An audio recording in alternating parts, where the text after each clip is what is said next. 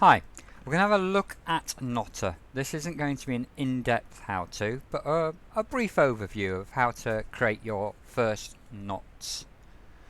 To make a new knot, you first want to open a window. I've got one open here, but in the top left here, you'll see a little green cross. Just click that, and you can notice immediately up here you can have more than one knot on the go at the same time. I'm going to close one, so I've just got one left. Quick word about navigation. You've got bars at the side and at the bottom for going left, right, up and down, and magnifying glass up here at the top. I will just zoom in and show you that. Magnifying glasses up here at the top for zooming in and out. Having said that, I find it easier. I've got a wheel on my mouse, and that will do up and down, and it will also zoom in and out if you hit the control key. Hold down the control key and that will zoom in and out for you.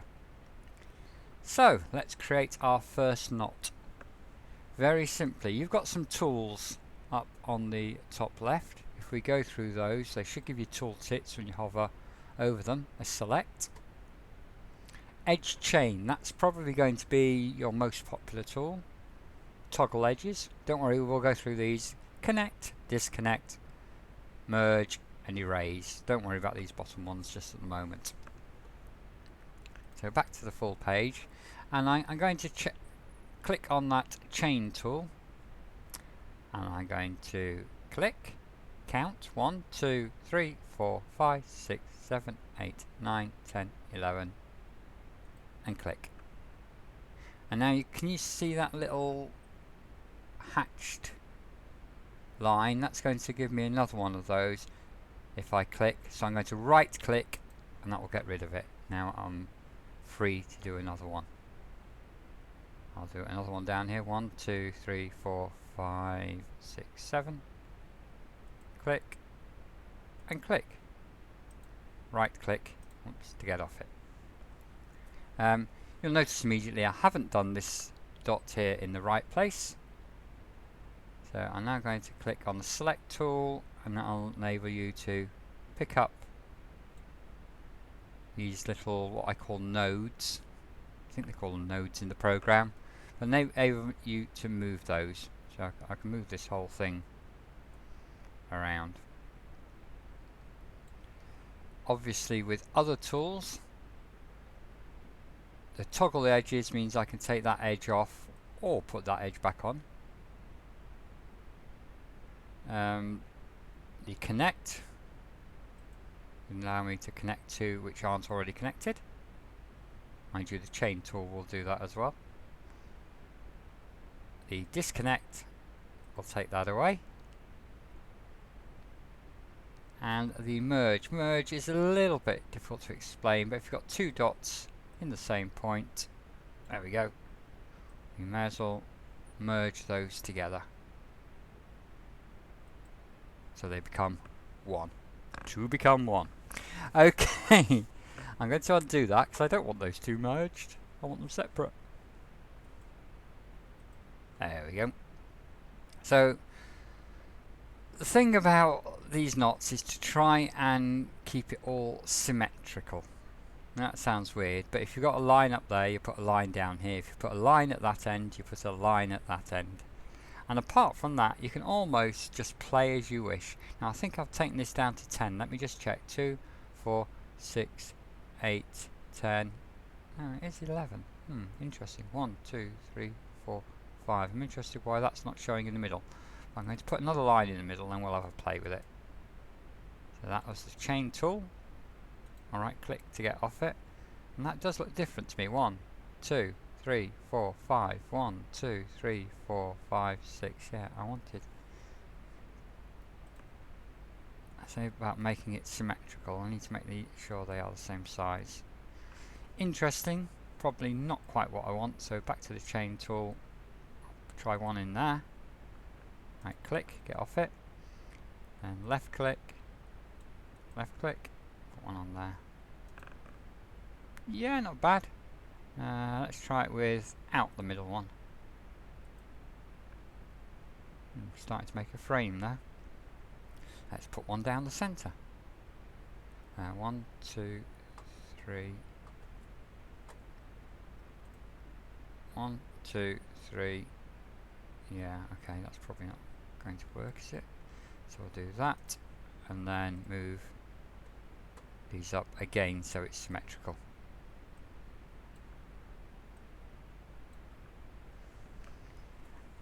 And you can see the point there. You can gradually build up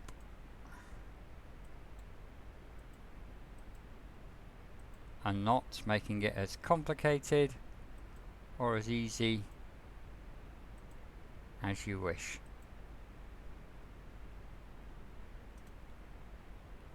I'm going to put a bit more distance in between all those, so let's go 4 for these. I'll decide in a moment whether I'm going to leave that middle one down or not.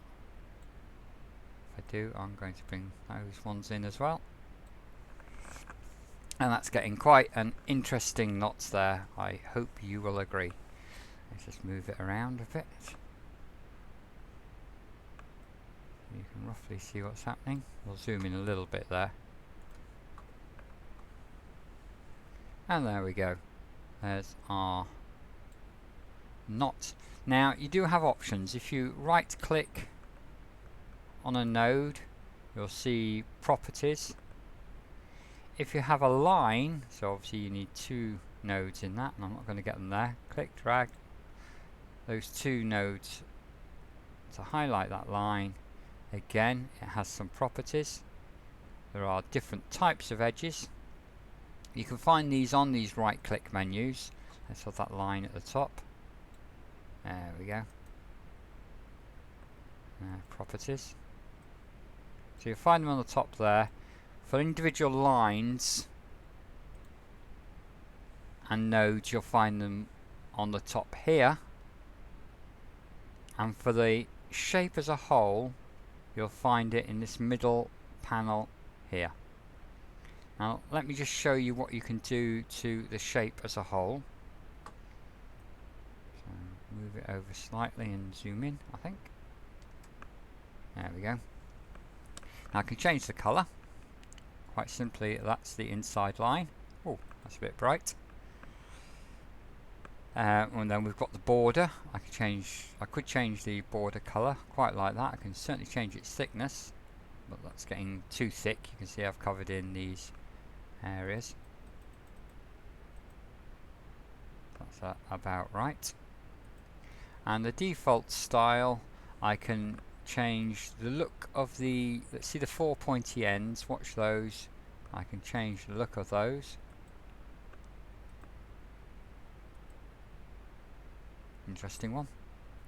Does make some differences inside the shape as well.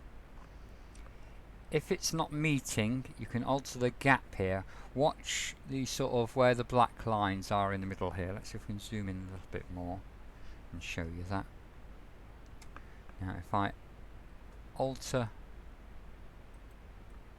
the gap, you see these black lines on the junctions disappeared. Make the gap even less, that's as far as it can go. We'll come back up, there they come back, and they get thicker until they actually come apart. I like the gap so it's just not there. There we go. That's that way you get the weave type pattern. You can change the slide, but that does stop it from being symmetrical. I'll warn you now. It's also difficult to undo once you've done that.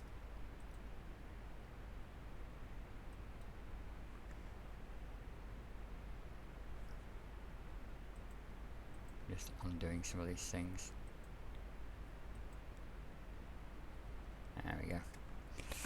So that's our pattern there. We can add other different effects onto it.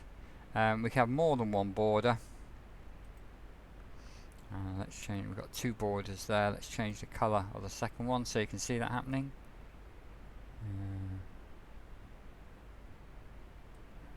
It's green. Obviously we can rearrange the order of those.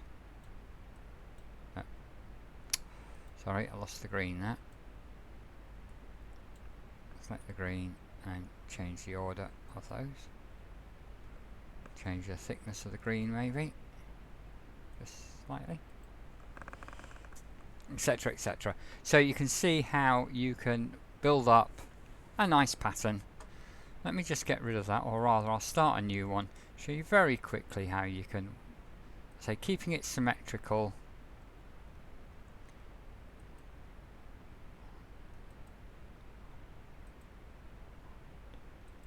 and how quickly you can build up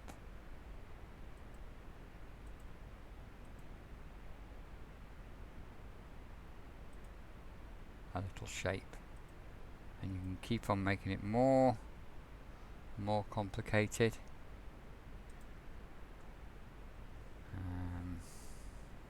Start dragging those around. That down 1, that down 2, that down 3, down 2, that down 1. Do the same now. 1, 1, 1, 2, 1, 2. I see how I'm trying to keep it symmetrical, both sides. 2, 3. Don't quite look at that. I've definitely gone wrong somewhere there. Not quite sure where. That would take a little bit more looking at. Oh, that's looking better. It was out one further, that side. I could then do a completely separate one in the middle.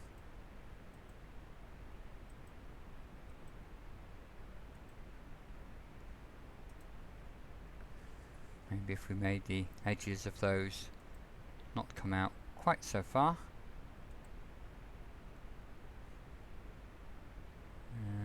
Do believe it's that one. Keep it separate then, you see.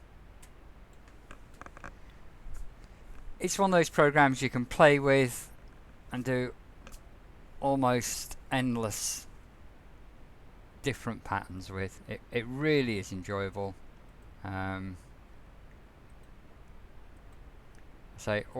All I can say is have a play with it and see what shapes you can come up with. So I'm sure you'll be able to come up with more than I have. But I personally could try out different stuff with this almost endlessly. Once you've done it, you'll want to save it. Now, if you save, you'll save it as this pattern in this program, which is fine. You might think, oh, I'll use that as a basis of something next time. Fine, do that if you want. But if you want to export it into another program, now I quite often export these into a proper graphics program, Paint.net, GIMP, whatever you use, to give it a little bit more color, perhaps do some combine it with another image, etc. So quite often I want to do that, and to do that you export, and you've got two choices. You can export it as an SVG, or you can export it as, doesn't actually say, but as a raster image. If you don't know what you're doing, export it, do this bottom one. I usually you select a clear background, and then you export the image, and it'll give you a choice of where you want to save it. Test, and it'll also give you a couple of options: PNG, JPEG, bitmap. I'll say a couple of options there over the type of file you would want it to be. Obviously, if you want it to have a transparent background, then save it as a PNG, not as a JPEG, as they can't support that. Right, that was a brief look at Knotter. It does have other capabilities. You can mirror objects, turn them round, etc, etc. I'm still blooming adding lines on there. Let me undo that. There are various plugins available for it, some which are already there. We've got a nice one to make a spiral for you. There we go. Yeah, it's pre-done, and therefore obviously once you've got it in there, you can Well, now I'm on rotate. Let's get that off.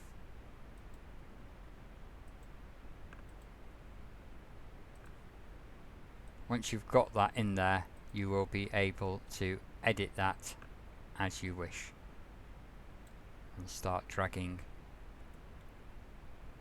the nodes or edges around. There are other shapes available. Enjoy having a play with it. When you finish it, don't forget to save your work or export it to another program and carry on editing it in that. Thank you very much. Bye.